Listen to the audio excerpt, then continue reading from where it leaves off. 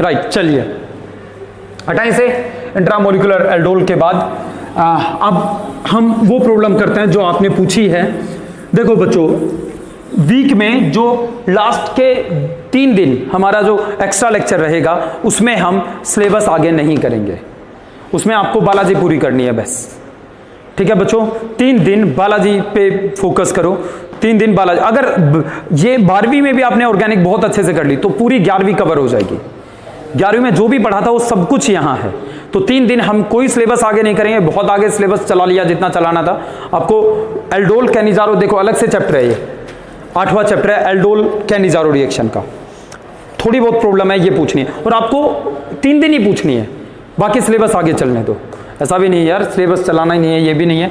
Okay देखिए, तो आपने जो पूछा है वो ये है, ये है। आपने रेट्रो एल्डोल नहीं पूछी अब तक, रेट्रो एल्डोल भी करेंगे आज, क्योंकि बाकी की प्रॉब्लम सोल्व ही नहीं होगी अगर रेट्रो एल्डोल नहीं हुई है तो। CH2 CH2 1 2 3 4 5 6 7, वो तो वही है CH2 1 2 3। ओके हाँ, 7 मेंबर के मुकाबले 5 मेंबर रिंग ज्यादा स्टेबल होती है। एंगल स्ट्रेंथ सबसे कम होता है 6 में, 5 करते हो तो भी बढ़ जाता है, 7 करते हो तो भी बढ़ जाता है। क्योंकि 5 में सबसे कम क्यों होता है, कोई किसी को याद है 11वीं का? क्योंकि वो अपने आप को चेयर फॉर्म में ले आता है। चेयर फॉर्म तो याद होगी पिछले साल की, राइट। और वहां पे एंगल 109 डिग्री 28 मिनट का हो जाता है। sp3 में एंगल कितना होना चाहिए? 109 डिग्री 28 मिनट ना। जब साइक्लोहेक्सेन 6 मेंबर रिंग अपने आप को चेयर फॉर्म में लेके आती है, ये अपने आप को लास्ट ईयर का याद होगा कुछ ऐसे बदल लेता है। गौरव कुछ याद है? 6 मेंबर्ड कोई भी रिंग जिसमें डबल बॉन्ड नहीं है वो कभी भी ऐसे नहीं रहेगी, वो अपने आप को इस फॉर्म में रखेगी।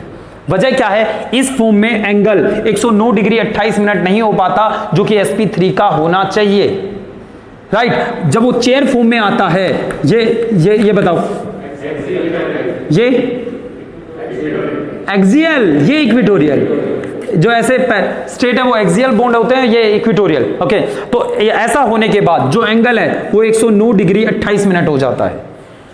ओके, तो अगर कोई आपसे पूछे कि 6 मेंबर्ड रिंग सबसे ज्यादा स्टेबल है, यस है। क्यों? क्योंकि 6 मेंबर्ड रिंग अपने आप को चेयर फॉर्म में ले आती है और चेयर फॉर्म में यस वो सबसे ज्यादा स्टेबल है। वैसे भी अगर आप नेचर में भी देखोगे तो 6 मेंबर्ड रिंग सबसे ज्यादा आपको दिखाई देगी। मधुमक्खी के छत्ते में देखिए, ततैये के छत्ते में देखिए, आपको 6 मेंबर्ड उनके जो मिलेंगे ना, जो जहां पे शहद वगैरह भरा रहता है वो हेक्सागन फॉर्म में मिलेगा। हेक्सागन बहुत अच्छी एफिशिएंसी क्रिएट करता है। 5 मेंबर्ड रिंग में हेक्सागन इतने फिट नहीं हो सकते जितने, मतलब बहुत अच्छी पैकिंग आपको 6 मेंबर्ड रिंग में मिलेगी। नेचर में भी आप ये बात ऑब्जर्व करोगे। केमिस्ट्री के पॉइंट ऑफ व्यू से 6 मेंबर्ड रिंग अपने आप को चेयर फॉर्म में ले आते हैं, इस फॉर्म को चेयर फॉर्म कहते हैं, राइट। और चेयर फॉर्म में एंगल 109 डिग्री 28 मिनट होता है। नो एंगल स्ट्रेन तो मोस्ट स्टेबल। डन। चलिए खैर इसको हटाते हैं, मुद्दे पे आते हैं। हाँ जी, ऑप्शन देखिए बच्चों और आपको बताना है।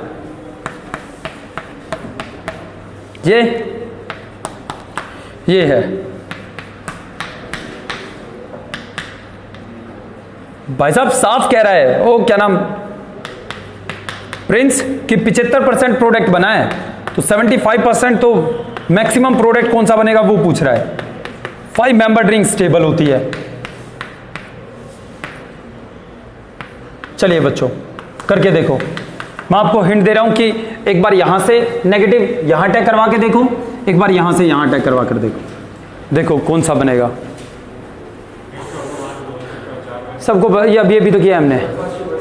फर्स्ट नहीं बनेगा यार, सेकंड। ये 7 मेंबर्ड है।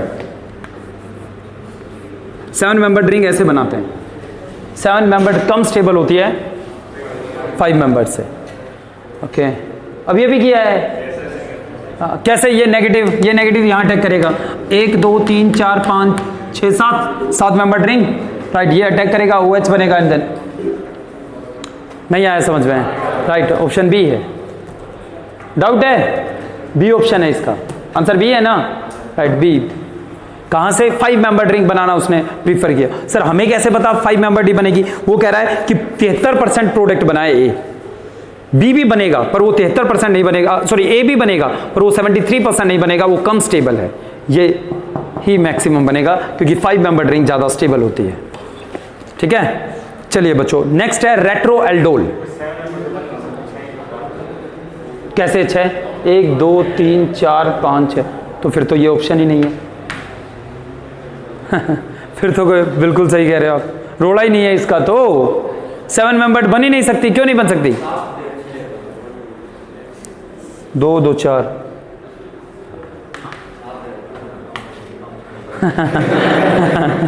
ओके, ये बन सकता है पर ये कम बनेगा, मेजर यही बनेगा 5 मेंबर्ड। ठीक है बच्चों, राइट। नेक्स्ट है हमारे पास रेट्रो एल्डोल। सॉरी, इससे अगला ये बहुत आसान है गुड़िया।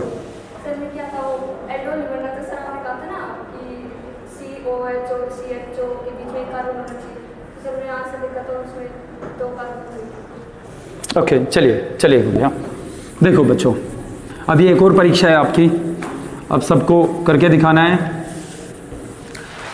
देखिए,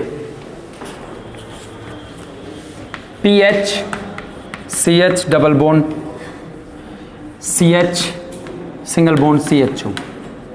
हिंट मैं दे रहा हूं, करना आपको है बच्चों। CH3 CH double bond CH single bond CHO। ठीक है गुड़िया, ये आपके पास है, आपने बताइए इसको। NaOH 87 product 87%। गुड़िया आपने कैसे किया इसे पहले?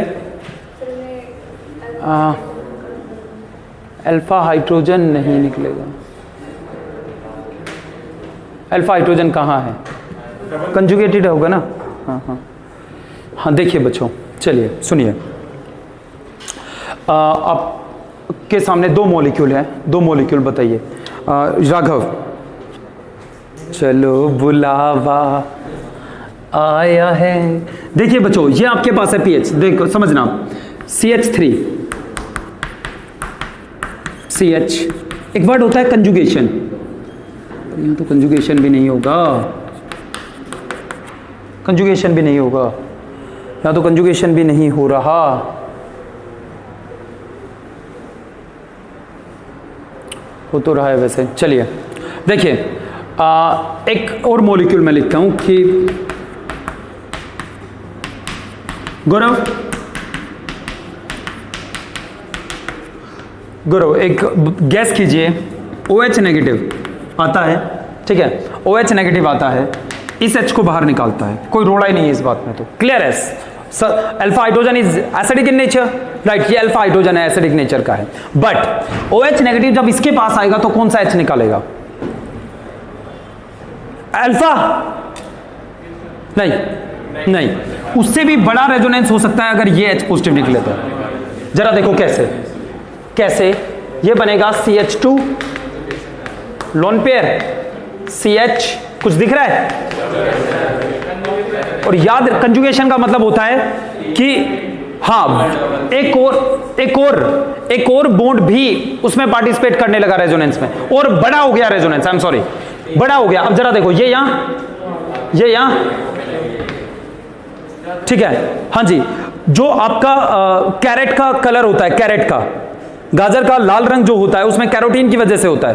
कैरोटीन के मॉलिक्यूल में वो कलर कंजुगेशन की वजह से आता है, क्योंकि उसमें बहुत बड़ा रेजोनेंस हम देखते हैं। जितना बड़ा रेजोनेंस होगा उतना ही ज्यादा स्टेबल मॉलिक्यूल होगा, उसकी एनर्जी कम होगी। अगर एनर्जी कम तो वेवलेंथ ज्यादा, एनर्जी कम तो लैम्बडा ज्यादा, और अगर जिसका लैम्बडा ज्यादा है वो ज्यादा वेवलेंथ पे हमें दिखाई देगा ना। तो कैरोटीन का अगर रेड कलर आप देखते हो तो उसकी वजह है बहुत ज्यादा कंजुगेशन, मतलब उसका स्ट्रक्चर आपको 10-11 पाई बॉन्ड दिखाई देंगे, एक आगे चलेगा, फिर अगला आगे चलेगा, फिर अगला आगे चलेगा। जहां कंजुगेशन है वहां एक्स्ट्रा स्टेबिलिटी है। तो गुड़िया माफ करना, यहां पे अल्फा हाइड्रोजन नहीं निकलेगा, बल्कि अल्फा बीटा गामा हाइड्रोजन निकलेगा। ठीक है, राइट, इतना तो क्लियर हो गया यार, इतना तो क्लियर हो गया। तो आगे की रिएक्शन अब आप करके दिखाओगे। मैं आपको बता रहा हूं कि इससे सबसे पहले मुझे ये मिलेगा, और आपके सहूलियत